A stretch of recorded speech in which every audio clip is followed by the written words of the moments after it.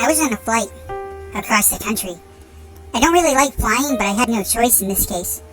My boss really needed me to be in Las Vegas tomorrow, and given the fact that I live in Boston, there's no way I would make it if I drove. So, here we are. The flight was pretty empty. Only 2 people other than me.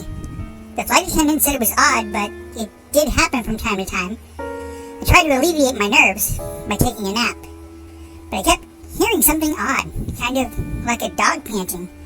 I'd look around, couldn't see what was making the sound.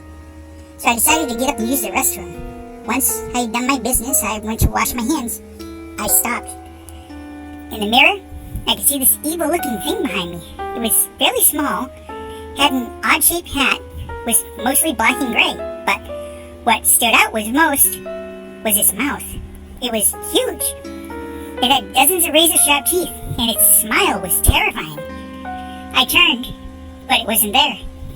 I left thinking I imagined it, due to my fear of flying. Once seated again, I decided to try to relax, but as soon as I closed my eyes, I heard the panting again, this time closer. I opened my eyes and looked up the aisle. I froze. It was there again. It looked like an imp.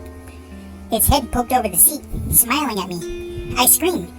The attendant ran over and asked me what was wrong, but I felt foolish, knowing something like that couldn't exist. It had to have been my nerves.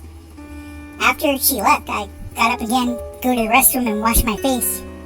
Halfway there, I felt this horrible feeling to my right. I turned and there it was, on the side of the aisle. It lunged at me. I fell back against the wall, realizing too late that this is where it wanted me to be. I was now at the door. It jumped on me, slashing. I was frantic, trying to get it off, but it wasn't trying to hurt me. It was focused on the handle to the door. And then it happened. The door opened. The imp laughed as we got sucked out into the cold night air.